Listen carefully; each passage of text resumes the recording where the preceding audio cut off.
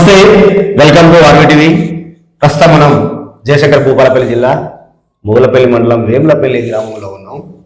ఇటీవల కాలంలో సర్పంచ్ ఎన్నికలు కూడా జరగడం జరిగింది. మరి నూతనంగా వేములపల్లి సర్పంచిగా ఆర్ఎల్ఏ రమేష్ గౌడ్ గారు ఎన్నిక కావడం జరిగింది. 380 ఓట్ల భారీ మెజార్టీతో గెలుపొందడం జరిగింది. మరి రమేష్ గారు గెలుపు పట్ల ఆయన ఫీలింగ్ ఏంటి, ఇప్పుడు గెలిచిన తర్వాత మరి గ్రామాన్ని ఏ విధంగా అభివృద్ధి చేయబోతున్నాడో అతని మాటలను తెలుసుకుందాం. సార్ నమస్తే. సార్ నమస్తే. ముందుగా మీకు నూతనంగా ఎన్నికైనందుకు శుభాకాంక్షలు తెలియజేస్తున్నాం సార్. థ్యాంక్ యూ అన్న. థ్యాంక్ యూ అన్న. సర్పంచ్ అంటే కాపలదారు, గ్రామానికి, రాష్ట్రానికి గవర్నర్, దేశానికి రాష్ట్రపతి, గ్రామానికి సర్పంచ్ మొదటి పౌరుడు. మరి అంతటి గొప్ప అవకాశం మీకు వచ్చింది.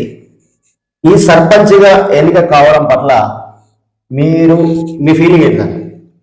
నాకు చాలా సంతోషంగా ఉందన్న. నేను ఊరికి సేవ చేయడం కోసం మాత్రమే వచ్చిన. నన్ను గ్రామస్తులందరూ నన్ను ఆదరించి అభిమానించి నన్ను గెలిపించుకున్నారు. వాళ్ళకు నేను ఏ ఆపద వచ్చినా నేను ఆదుకోవడానికి సిద్ధంగా ఉన్నా. నాకేదో సంపాదన కోసం నేను సంపాదించుకోవాలని మాత్రం నేను రాలేదు. మీ ఫీలింగ్ గ్రామ సర్పంచ్ ఎన్నిక కావడం పట్ల? సంతోషంగా ఉందన్న, నాకు చాలా సంతోషంగా ఉన్నది. అసలు సర్పంచ్గా రావాలి, మేము పోటీ చేయాలని ఆలోచన ఎందుకు వచ్చిన? ఊరికి సేవ చేయాలని. నేను పుట్టినప్పటి నుంచే నేను సిటీలో నా తల్లిదండ్రులు చదివించారు. నేను సిటీలో ఉన్నా, వాళ్ళు సెటిల్ అయినా. కానీ విలేజ్లో నేను ఏం చేయాలి అనేది ఒకటి నాకు తపన ఉన్నది. అంతే, ఒకటి ఏదో ఒకటి చేయాలి. విలేజ్కి ఒక పదవి ఆశించిన. అంతకుముందు ఒకసారి ఎంపీటీసీగా పోటీసి ఓడిపోయినా. ఇప్పుడు మళ్ళీ ఒకసారి నాకు ఛాన్స్ వచ్చింది. సర్పంచ్గా ఉండి నా శాశ్వతని విలేజ్, నా పుట్టిన ఊరు కాబట్టి గ్రామానికి ఏదో ఒకటి చేయాలి అనే తపనతో మాత్రం వచ్చిన తప్ప నేను వేరే ఉద్దేశం నాకు ఏం లేదన్న. నాకు మీ కుటుంబ సభ్యుల సహకారం ఎలా ఉంటే, మీ మిస్సెస్ కావచ్చు, మీ పిల్లలు కావచ్చు, వాళ్ళ సహకారం ఎలా ఉంది? ఒకసారి మీ కుటుంబ నేపథ్యం కూడా చెప్పండి. చెప్పొచ్చా? చెప్పండి. నా భార్య పంచాయతీ కార్యదర్శి, సీనియర్ పంచాయతీ కార్యదర్శి. ఓ సూపర్. ఇప్పుడు నా కొడుకులు కష్టపడి మేము చదివించుకున్న, భూములు అమ్ముకున్న, అన్ని చేసుకున్న. నా కొడుకులు ఇద్దరు ఆల్రెడీ యూఎస్ఏలో, అమెరికాలో సెటిల్ అయిన వాళ్ళు. నాకు అమెరికాలో ఇండ్లు ఉన్నాయి, హైదరాబాద్లో ఇండ్లు ఉన్నాయి, నాకు ఇక్కడ ఉన్నాయి, ఆ వరంగల్లో ఇండ్లు ఉన్నాయి. నా భార్య, నా కొడుకులు నీ ఇష్టం, మీరు ఏమన్నా చేసుకో, నువ్వు ఏదో ఊరికి ఏదో చేయడానికి ఒక తపన ఉన్నది, చేసుకుంటూ నువ్వు చేసుకో అని చెప్పి నాకు ఫుల్ సపోర్ట్ ఇచ్చిండు అన్నది. నాకు హ్యాపీ అది వాళ్ళది. నా కుటుంబ సభ్యుల, నా కొడుకులకు, నా భార్యకు నేను హ్యాట్సాప్. నాకు నా తల్లి, ఇంకా నా తల్లి ఇప్పుడు ఉద్దతురాలు. ఆమె నువ్వు గెలిచిన పోరా అని కూడా నాకు ఆశీర్వదించింది. నాకు అంతే. ఇక నా కుటుంబ సభ్యులు మాత్రం నన్ను ఎప్పుడూ అది చేయలేదు. నా మేనమ్మ ఉన్నారు, నా మేన బామ్మలు ఉన్నారు, అందరు నా కుటుంబంతో నాకు సహకరించారు. మా చిన్న మాజీ ఎంపీటీసీ భూమయ్య గారు, ఇక వేరే వాళ్ళు ఉన్నారు కానీ వాళ్ళ పేర్లు వద్దులే. ఇక పార్టీలకు అతీతంగా అవన్నీ నాకు సహకరించిన. ఊరంతా నాకు మొత్తం చేసిండన్న. నేను ఎవరిని ఏమనలే, నా గురించి మొత్తం తెలుసు ఊరంతా. నాకు పార్టీలకు అతీతంగా వ్యక్తిగతంగా నా మంచితనం, నా బంధువుల గురించి అన్ని ఆలోచించరు. నా కొడుకులు ఫుల్ సపోర్ట్ చేసిండ్రు నాకు వాస్తవంగా. నా భార్య కూడా నీ ఇష్టం, నువ్వు ఏమైనా చేసుకో, మాకు సంబంధం లేదు అని చెప్పింది అన్న. వాస్తవం చెప్తాను అది.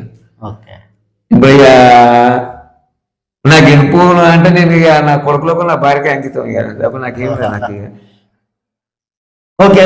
ఇప్పుడు మీరు అంటున్నారు, ఇంతకుముందు అన్నట్టు పార్టీలకు అతీతంగా అన్నారు కదా. మరి పార్టీల గతంలో పార్టీలకు సంబంధించిన కాకుండా సర్పంచ్ గెలిచిన తర్వాత వాళ్ళు పలానా పార్టీని ఇష్టమైన పార్టీ అని అనౌన్స్మెంట్ చేసేది.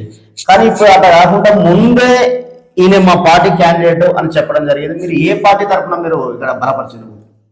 నేను అలా టీఆర్ఎస్ పార్టీ తరపించాను. నేను మొదటి నుంచి నా టీఆర్ఎస్ అన్నది. ఓకే. తెలంగాణ వచ్చినప్పటి నుంచి నేనే అధ్యక్షుడు ఇక్కడ.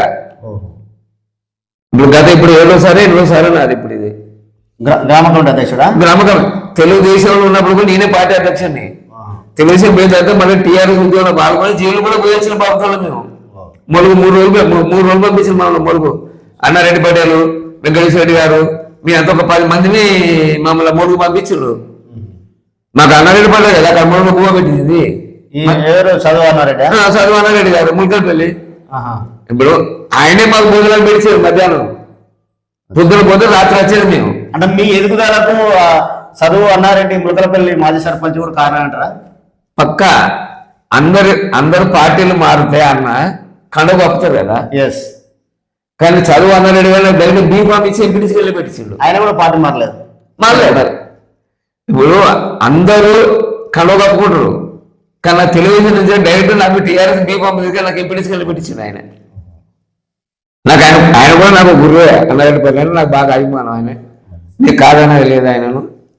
ఇప్పుడు ఇవాళ ఎమ్మెల్యే గారు సత్యనారాయణ కూడా నా తెలుగుదేశంలో కూడా నా గురువు ఆయన. ఇప్పుడు మీ అన్నారెడ్డి అంటే అన్నారెడ్డి గారు అంటే మీకే కాదు, దాదాపు జిల్లాలో ఉన్న వారందరూ కూడా అభిమానం ఆయన అంటే. కానీ ఒకటి నాకు ప్రత్యేకత ఏంటంటే అందరూ కన్ను కప్పుకుంటారు పార్టీలో పోవాలంటే, కానీ డైరెక్ట్ బీఫామ్ పట్టుకొచ్చింది ఆయన ఎంపీటీసీగా. లేదు రమేష్ ఉండేవాడు ఇదేనా అని. అదొక ప్రత్యేకత, అది ఎవరికి ఉండదు అది. ఓకే మరి ఇప్పుడు మీరు బీఆర్ఎస్ పార్టీ అభ్యర్థిగా గెలుపొందారు కదా, మరి బీఆర్ఎస్ పార్టీలో ఇద్దరు నాయకులు ఉన్నారు, ఇటు సిరికొండ కావచ్చు ఇటు గండ్రా కావచ్చు. మరి వాళ్ళిద్దరు సహకారం ఏ విధంగా ఉంది? నాకు ఇద్దరు సమానమే. ఎవరంటే ఎక్కువ ఇష్టం మీకు? ఇద్దరు నాకు ఇష్టం. నాకు ఇద్దరు ఇష్టం. నాకు నన్ను నా గెలుపు కోసం కూడా వాళ్ళు వచ్చిండ్రు. నా ఊరు లెంకల్లో కూడా వచ్చిండ్రు. వెంకటరమణారెడ్డి గారు వచ్చిండ్రు, మన మసూసాయి గారు వచ్చిండ్రు, స్పీకర్ గారు వచ్చిండ్రు. నాకు అందరూ సమానమే. నాకు వీళ్ళు వాళ్ళు అనేది మాత్రం నేను పోను. నాకు సంబంధం లేదు. నాకు ఎవరు పిలితే వాళ్ళ దగ్గరికి పోతా. ఓకే, బీఆర్ఎస్ పార్టీ సర్పంచ్ అభ్యర్థి కదా మీరు. మరి ఇక్కడ అధికారంలో ఉన్నది భూపాలపల్లిలో కాంగ్రెస్ పార్టీ ఎమ్మెల్యే గారు ఉన్నారు. మరి ఆయన నుంచి మీకు అభివృద్ధికి సంబంధించిన సహకారం అనేది అందుతుంది అనుకుంటున్నారా?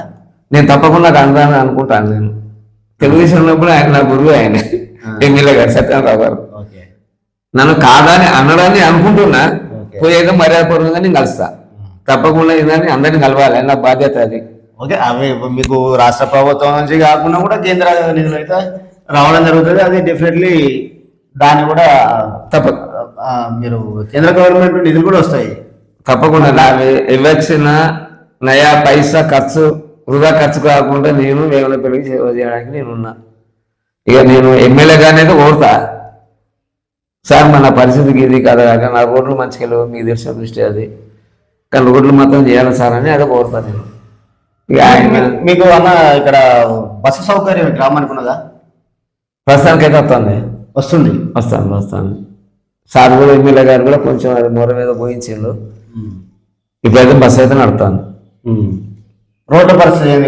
రోడ్లు కొంచెం మంచిగా లేవు, బాగా లేవు. ఇప్పుడు మన వేలపల్లి నుండి వెళ్ళి కాసలపాడు వరకు ఒకటి, గూడెం వరకు ఒకటి, బంగ్లాపల్లి వరకు రోడ్లను మొత్తం ఖరాబ్ అయినాయి. అవన్నీ ఎమ్మెల్యే గారి దృష్టికి తీసుకుపోతాం మేము. ఇప్పుడు నా తోటి పక్కపంటి విలేజ్ సర్పంచ్ ఉన్నారు కదా, వాళ్ళని కలుపుకొని నేను ఎమ్మెల్యే గారి దగ్గర పోయి, ప్రభుత్వం వాళ్ళది ఉన్నది కాబట్టి పోయి అడిగితే మనం మర్యాద మనం అడగాల, మనం చెప్పేది అన్ని చెప్పుకుంటాం అన్న. నేను పక్కపంటి సర్పంచ్ కూడా కలుపుకొని పోతాను నేను. ఇప్పుడు కాసలపాడు, నరసింగాపూర్, బంగ్లాపల్లి, గుడిపాడు ఇవన్నీ మా ప్రాబ్లమ్స్ ఇవే. వాళ్ళని కలుపుకొని నేను పోతాను. నేను మినిస్టర్ దగ్గర కానీ లేకపోతే ఎమ్మెల్యే గారి దగ్గర కానీ ఎక్కడికైనా పోయి మాట్లాడే దగ్గరికి మేము పోతాం. మేము అదేం లేదు. ఎంపీ గారిని కూడా కలిసే అవకాశం ఉంది. ఎంపీ గారు కావచ్చు, మంత్రులు గారు కావచ్చు, మీరు డెవలప్ కోసం, మీరు రోడ్ కోసం, నీ డెవలప్ కోసం ఢిల్లీ దాకా వీళ్ళందరినీ పట్టుకొని పోతానే. ఓకే, ఢిల్లీ వరకు అడగపోతాను నేను వీళ్ళందరినీ పట్టుకొని. నాకు ఏంటంటే విలేజ్ నాకు బాగుపడాలి, రోడ్లు బాగుపడాలి. ఫస్ట్ ఎమ్మెల్యే గారు, ఇప్పుడు మరి ఫస్ట్ ఏది మనకి ఎమ్మెల్యే గారు, ఎమ్మెల్యే గారి తర్వాత మినిస్టర్ గారికి పోతాం. ఇక మళ్ళీ వాళ్ళ నాయకులు ఎవరైనా ఇంకా పెద్ద పెద్ద నాయకులు అధికార పార్టీలు ఉన్నారు కదా, వాళ్ళ ద్వారా ఏమైనా ఢిల్లీ పోదాం బాగా ఢిల్లీ కూడా పోతా. తప్పేం వల్ల డెవలప్మెంట్ కావాలి నాకు, అంతే. విలేజ్ డెవలప్మెంట్ కావాలి. మొత్తం ఎంత జనాభా ఉంటుంది, ఎన్ని ఓటర్లు? ఇక్కడ 2200 చిల్లర జనాభా ఉన్నదన్న. 1886 ఓట్లు ఉన్నాయి. 1556 ఓట్లు మన పోల్ అయినాయి అన్న. ఎంత మెజారిటీ వచ్చింది మీకు? నాకు 384. మరి మీకు మిమ్మల్ని నమ్మి ఇంత భారీ మెజారిటీ కట్టబెట్టిన వేములపల్లి గ్రామ ప్రజలకు ఏం చేయబోతున్నారు మీరు? అభివృద్ధి చేద్దామని అనుకుంటున్నాను. ఏం చేస్తారు అభివృద్ధి అంటే? ఈ గ్రామంలో ఏం చేస్తారు? రోడ్లు మంచిగా లేవు, ఫస్ట్ రోడ్లు మంచిగా లేదు, ఈ డ్రైనేజీలు ఉన్నాయి, అవన్నీ చేయాలి. అది చాలా సమస్యలు. ఇప్పుడు ఇక చెప్పొద్దులే కానీ ఆ గ్రామ పంచాయతీ కొంచెం సమస్యలు ఉన్నాయి. ట్రాక్టర్ రిపేర్ ఇవి అవి అంతా ఇవన్నీ కథ అంటే కొంచెం కొత్తగా కాబట్టి కొంచెం కుదురుకోవాలంటే చాలా కష్టమైన పరిస్థితే, of course. కానీ అంటే నేను అనేది మీ ఊర్లో ముఖ్యంగా ఏ సమస్యలు పేరుకపోయి ఉన్నాయి నాకు ముఖ్యంగా ఏ సమస్య అంటే అలా రోడ్లు మాత్రం మాకు మంచిగా లేవే. అంటే ఊర్లోనా బయట నుంచి లేదు మాకు బస్ సౌకర్యం మంచిగా లేదు. గూడ నుండి వెళ్ళి మా దగ్గరికి, ఇటు కాసలపాడు నుండి వెళ్ళి వేంగళపల్లి వరకు ఇవి మంచిగా లేవు మాకు. అవి ఆల్రెడీ ఎమ్మెల్యే గారి దృష్టిలో ఉన్నాయి. ఆల్రెడీ టెండర్లు పెట్టినా ఏదైనా అన్నట్టు తెలిసింది మనకు. మళ్ళీ నేను కూడా పోతా అన్న వీళ్ళందరినీ తీసుకొని సర్పంచ్లను తీసుకొని వెళ్ళిపోతాను నేను. మరి ఇంకా ఎలాంటి సమస్యలు ఉన్నాయి మీ గ్రామంలో? ముఖ్యంగా అయిన సమస్యలు ఏమున్నాయి మీ ఊళ్ళో? అవి ఎలా మీరు పరిష్కరిస్తున్నారు? పేరు సర్పంచ్ గారు సాధ్యమైనంత వరకు ఆయన చేసిండు. ఇంకేమన్నా మిగిలిన బాపతి ఉంటే స్ట్రీట్ లైట్లు కానీ, సైడ్ లైట్లు కానీ, ఈ రోడ్స్ కానీ ఇంకేమన్నా ఆయన చేయంగా మిగిలిన బాపతి ఏమన్నా ఉంటే మాత్రం నేను చేయడానికి నేను సిద్ధంగా ఉన్నాను. నేను చేసి పెడతాను నేను. అంటే ముఖ్యంగా ఇప్పుడు కొంచెం పెన్షన్స్ కావచ్చు, లేకుంటే అట్లాంటి ఇల్లు ఇతరం ఇల్లు కావచ్చు. అంటే ఇప్పుడు కొంచెం మరి గవర్నమెంట్ వాళ్ళని కాబట్టి ఏమన్నా అట్లాంటి మీకు ఏమన్నా వెనుకబడే ఆలోచన ఉందా? మీకు ఏమన్నా అట్లాంటి నా దృష్టికి వస్తే ఇప్పుడు ఇందిరా మిల్లు అయినా ఏదైనా కానీ అట్లాంటి పెన్షన్లు అంటే ఒకటన్నా 4 సంవత్సరాల నుంచి పెన్షన్ అంటే కొత్త పెన్షన్ అంటే లేవు నాకు తెలిసినంత వరకు. కొత్త పెన్షన్లు అనేటివి వస్తలేవు 4-5 సంవత్సరాలు. అటువంటి నా దృష్టికి అయితే నేను డైరెక్ట్ చెప్తాను నేను. మరి ఇల్లు లేని నిరుపేదలకు ఈ ఇందిరమ్మ ఇల్లు కట్టించే ఆలోచన ఎమ్మెల్యే గారితో మాట్లాడే ఆలోచన ఉందా? తప్పకుండా. అటువంటి నిరుపేదలని అలానే ఎమ్మెల్యే గారి దగ్గర కొట్టారైనా నా ప్రభుత్వం ఉన్నా లేకపోయినా కానీ బరాబరి ఇక్కడ నాయకులు మాట్లాడు లోకల్ నాయకులతో కొట్టాని లేని వాళ్ళకి మాత్రం ఇల్లు మాత్రం బరాబరి పెట్టిస్తారు తప్పకుండా. ఓకే, చివరగా మీ గ్రామ ప్రజలకు ఇప్పుడు కొత్త సంవత్సరం వస్తున్నది, సంక్రాంతి పండుగ వస్తున్నది, మీరు ఏం తెలియజేయబోతున్నారు? మీ గ్రామ ప్రజలకు మీ సందేశం ఏంటిది? మీరు మళ్ళీ గెలిపించిన ప్రజలకు ఏం న్యాయం చేయబోతున్నారు? ఎలా అభివృద్ధి చేయబోతున్నారు? అలాగే వారికి ఈ శుభాకాంక్షలు ఏమర్చబోతున్నారు? వేములపల్లి గ్రామ ప్రజలకు ఏ ఆపద వచ్చినా, ఏ పని కావాలన్నా, ఆఫీస్ పని కానీ, ఊర్లో గ్రామ పని కానీ ఏదైనా మీరు నా దగ్గర రావాల్సిన అవసరం. మీరు నాకు ఫోన్ చేస్తే నేనే మీ దగ్గరికి వస్తా. మీరు నా ఇంటికి రావాల్సిన అవసరం లేదు. ఒకవేళ రావాలనుకున్నా 4 గంటలకి ఉదయం 4 గంటలకు నాకు గేటు తీసి ఉంటుంది, రాత్రి 10 గంటలకు బంద్ అవుతుంది. గేటు మూసే ప్రసక్తి లేదు. నా ఇంట్లో నాకు ఏముండదు, నాకు ఏం లేదు, నేను ఒక్కనే ఉంటా. మీరు ఎప్పుడు ఏ ఆపరేషన్ మీరు నాకైతే రాండి, మీరు ఏ పనులని మీరు చేసి పెడతా. ఆఫీస్ పని కానీ, ఊళ్ళో పని కానీ ఎప్పుడైనా మీరు చేసి పెడతా. మీరందరూ నాకు గెలిపించి నా మీద ఆదరాభిమానాలు చూపెట్టి ప్రేమతో నాకు గెలిపించినందుకు మీ అందరికీ నేను ధన్యవాదాలు తెలియజేస్తున్నాను. మీ అందరికీ నమస్కారం. వేములపల్లి గ్రామ ప్రజలకు సంవత్సరం శుభాకాంక్షలు, సంక్రాంతి శుభాకాంక్షలు మీ అందరికీ. వేములపల్లి నా గ్రామ ప్రజలందరికీ నేను చేతులెత్తి నమస్కరిస్తాను. ఓకే, చూశారు కదా మన కొత్త సర్పంచ్ గారి అభిప్రాయం. తనను నమ్మి గెలిపించిన వేములపల్లి ప్రజలకు నిత్యం అందుబాటులో ఉంటా వారి రుణం తెచ్చుకునేందుకు, వాళ్ళ రుణం తెచ్చుకోవడానికి గ్రామాన్ని మరింత అభివృద్ధి చేస్తా. గత సర్పంచ్ కూడా అభివృద్ధి చేసిండు, కానీ ఇంకా మిగిలిపోయిన పనులు ఏమున్నా కూడా నేను చేస్తాను. అలాగే బీటీ రోడ్డు నిర్మాణం కోసం కూడా అంటే కొంచెం ఇదివరకు వేసినా కూడా కొంచెం ఇప్పుడు మళ్ళీ ధ్వంసం అవడంతో మళ్ళీ కొత్తగా రోడ్ వేసేందుకు అవసరమైతే పార్టీలకు అతీతంగా గంట సత్యనారాయణ కావచ్చు, ఎమ్మెల్యే గారు ప్లస్ మంత్రి కావచ్చు, లేకుంటే అవసరమైతే ఢిల్లీకైనా వెళ్ళి నేను సంబంధిత ఫండ్స్ తీసుకొచ్చి ఈ గ్రామాన్ని ఖచ్చితంగా మరింత అభివృద్ధి చేస్తానని తెలియజేస్తున్నారు వేములపల్లి సర్పంచ్ ఆరెల్లి రమేష్ గారు. మాటూ రవీందర్ గౌడ్, ఆర్వీటీవీ, వేములపల్లి గ్రామం నుంచి.